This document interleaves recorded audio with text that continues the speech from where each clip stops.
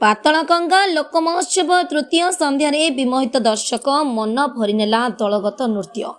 ପାତାଳଗଙ୍ଗା ଲୋକ ମହୋତ୍ସବରେ ତୃତୀୟ ସନ୍ଧ୍ୟା କାର୍ଯ୍ୟକ୍ରମରେ ସାଂସ୍କୃତିକ ବିଚିତ୍ରା ତ୍ରିବେଣୀ ଡ୍ୟାନ୍ସ ଗ୍ରୁପ୍, ବୈରଗା ରାସ ସମ୍ପ୍ରଦା ଆମଗୁଡ଼ା ବୁଢ଼ାରଜା ବିଜ୍ଞାନ କଲେଜର ଅପରେସନ ସିନ୍ଦୁର ଡ୍ୟାନ୍ସ, ଜ୍ଞାନୋଦୟ କିରେପଦର ଗ୍ରୁପ୍ ଡ୍ୟାନ୍ସ ଅନ୍ୟାନ୍ୟ ଦଳର ଡ୍ୟାନ୍ସ ଅନୁଷ୍ଠିତ ହୋଇଥିଲା।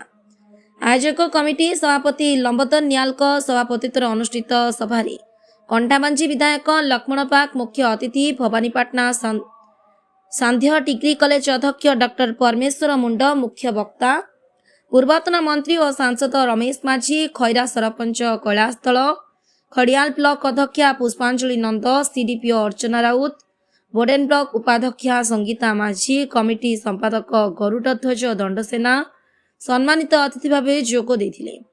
ଅତିଥି ପରିଚୟ ପ୍ରଦାନ ଓ ସ୍ୱାଗତ ଭାଷଣ ମୁକେଶ ଦଣ୍ଡସେନା କରିଥିବା ବେଳେ ଉମାକାନ୍ତ ବେହେରା ମଞ୍ଚ ପରିଚାଳନା କରିଥିଲେ। ଦ୍ୱିତୀୟ ସାଂସ୍କୃତିକ କାର୍ଯ୍ୟକ୍ରମ ନଟରାଜ ଗ୍ରୁପ ନୂଆପଡ଼ା ଆଶ୍ରମ ବିଦ୍ୟାଳୟ ଫଡ଼ସରା, ବଜାସାଲ ବଲାଙ୍ଗୀର ପ୍ରାଚୀ ପାଣିଗ୍ରାହୀ ଗ୍ରୁପ ସମ୍ବଲପୁର, ବାପୁଜୀ ସାଂସ୍କୃତିକ ଉଲଭା, ଭବାନୀପାଟଣା ସିଙ୍ଗାରୀ ଡ୍ୟାନ୍ସ, କଳାହାଣ୍ଡି ଜ୍ଞାନୋଦୟ କେରାପଦର ଡ୍ୟାନ୍ସ ଅନୁଷ୍ଠିତ ହୋଇଥିଲା।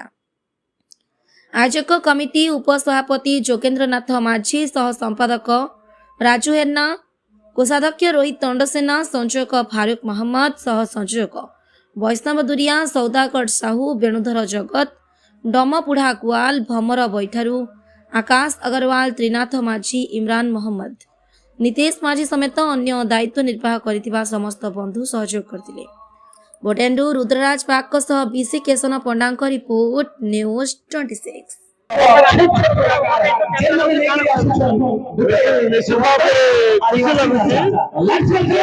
नूआपड़ा जिला बुडेनपुर पातालगंगा लोक महोत्सव जो अनुष्ठित होती 2006 मसीह प्रथम थर पर 20 वर्ष पर द्वितीय थर पर मंच जो चेष्टा विशेषकर लोक महोत्सव